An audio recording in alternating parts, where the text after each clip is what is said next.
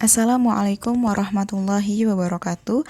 Perkenalkan, nama saya Lutfi Nurul Aini dengan NPM 1911100331 akan menjelaskan tentang pandangan filsafat pendidikan Islam terhadap ilmu pengetahuan dan domain belajar.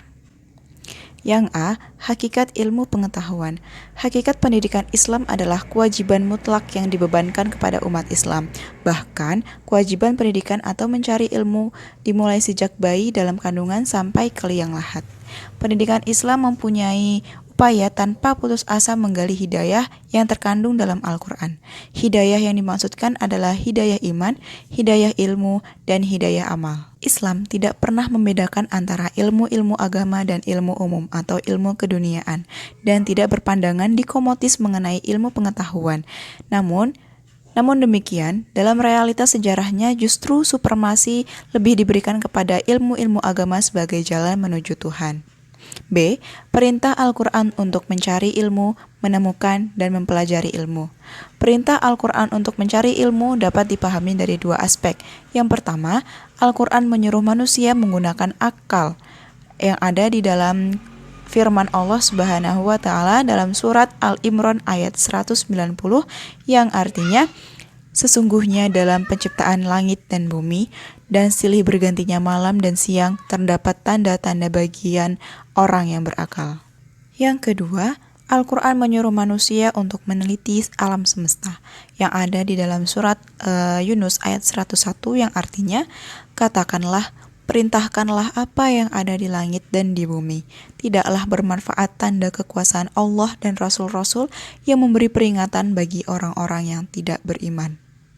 C. Cara memperoleh pengetahuan. Menurut Ibnu Rushd, pengetahuan dapat diperoleh dengan menempuh dua cara, yaitu yang pertama, pembentukan teori. Pembentukan teori merupakan upaya membentuk teori atau konsep terhadap suatu objek berdasarkan wujud materinya, atau terhadap sesuatu yang serupa. Untuk memperoleh kesimpulan umum dari pengamatan atas objek-objek partikular, ada 3 tahap yang mesti ditempuh.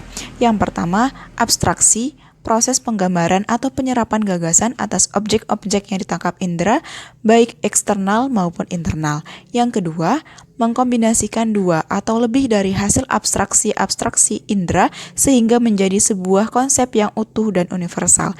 Yang ketiga, penilaian. Yang kedua ada penalaran logis. Setidaknya ada 3 bentuk penalaran yang bisa digunakan untuk memperoleh pengetahuan, yaitu yang pertama, demonstratif atau burhani.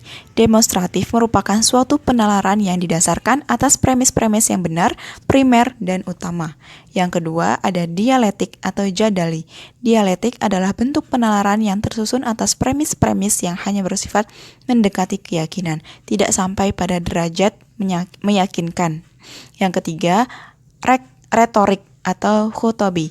Retorik adalah bentuk penalaran yang didasarkan atas premis-premis yang hanya bersifat percaya. D. Sumber dan fungsi pengetahuan.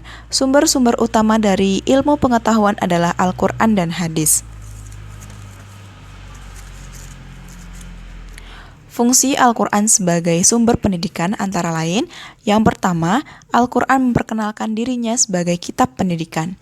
Yang kedua, surat yang pertama kali turun yaitu surat Al-Alaq, ayat 1-5 yang berkaitan dengan metode atau Iqra, guru atau Tuhan yang memerintahkan membaca, murid, yakni Nabi Muhammad SAW, sarana dan prasarana, yakni kolam atau pena, dan kurikulum atau sesuatu yang belum diketahui.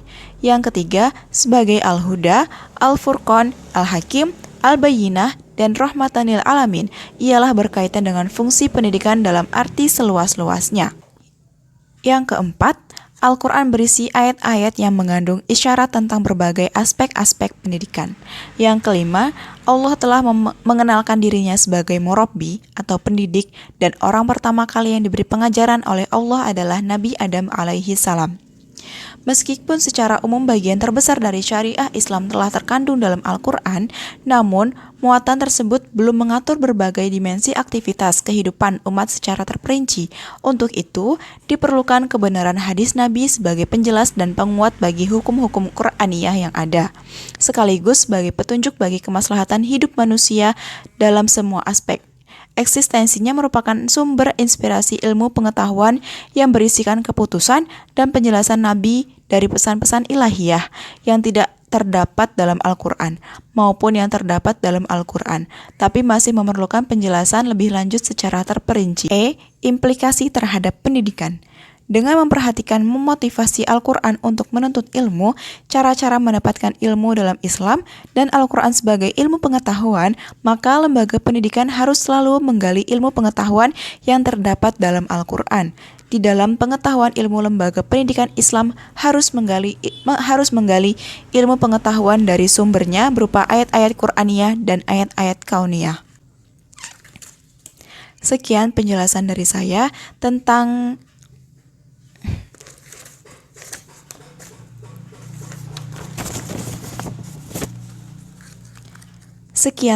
dari saya tentang pandangan filsafat pendidikan Islam terhadap ilmu pengetahuan dan domain belajar.